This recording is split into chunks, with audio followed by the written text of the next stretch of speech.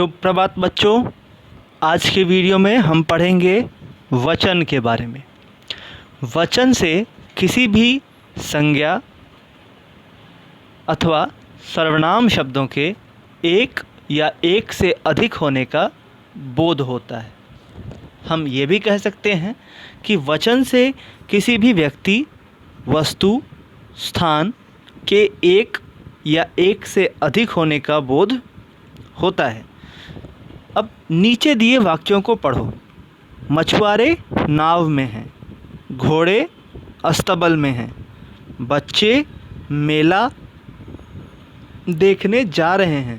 तो यहाँ हम देख रहे हैं कि मछुआरे मतलब एक से अधिक मछुआरे, लेकिन नाव केवल एक।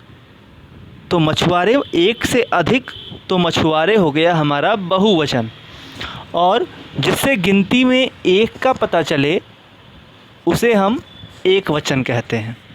वैसे ही दूसरे वाक्य में घोड़े बहुवचन है, अस्तबल एक वचन है, बच्चे बहुवचन, मेला एक वचन। ऊपर दिए वाक्यों में नाव, अस्तबल और मेला शब्द एक होने का बोध कराते हैं, तथा मछुआरे, घोड़े और बच्चे शब्द एक से अधिक होने का बोध कराते हैं। शब्द के जिस रूप से उसके एक या अनेक होने का बोध हो उसे वचन कहते हैं।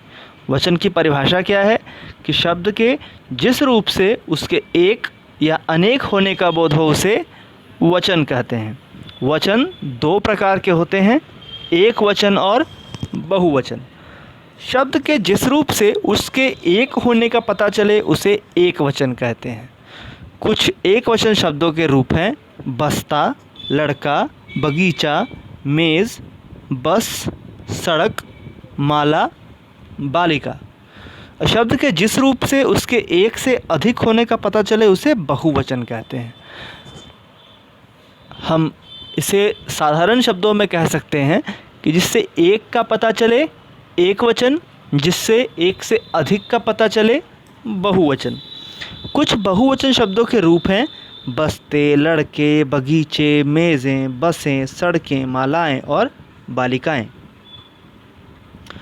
संज्ञा, सर्वनाम, विशेषण और क्रिया शब्दों का वचन बदलता है। किन किन शब्दों का वचन बदलता है? तो संज्ञा, सर्वनाम, विशेषण और क्रिया। जैसे लड़की खेल रही है एक वचन, लड़कियां खेल रही हैं बहुवचन। वह हॉकी खेल रहा है एक वचन, वे हॉकी खेल रहे हैं बहुवचन। पेड़ ऊंचा है एक वचन, पेड़ ऊंचे हैं बहुवचन। अब नीचे कुछ शब्दों के एक वचन और बहुवचन रूप दिए गए हैं, जैसे मेला, मेले, अंडा, अंडे, तारा, तारे, लड़का, लड़के। मतलब एक ही मात्रा जोड़ने से बहुवचन बन सकते हैं।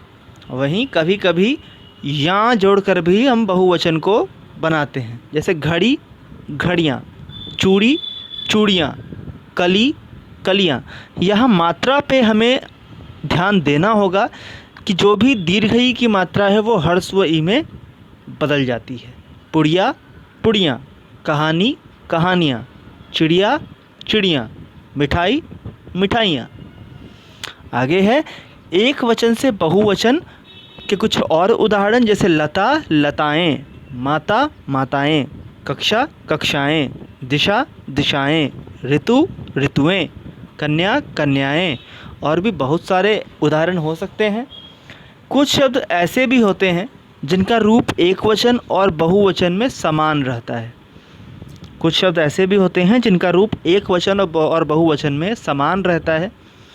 ऐसे ही कुछ शब्द हैं घर, फल, पेड़, कबूतर, टमाटर, भालू, अनार, पानी और हाथी।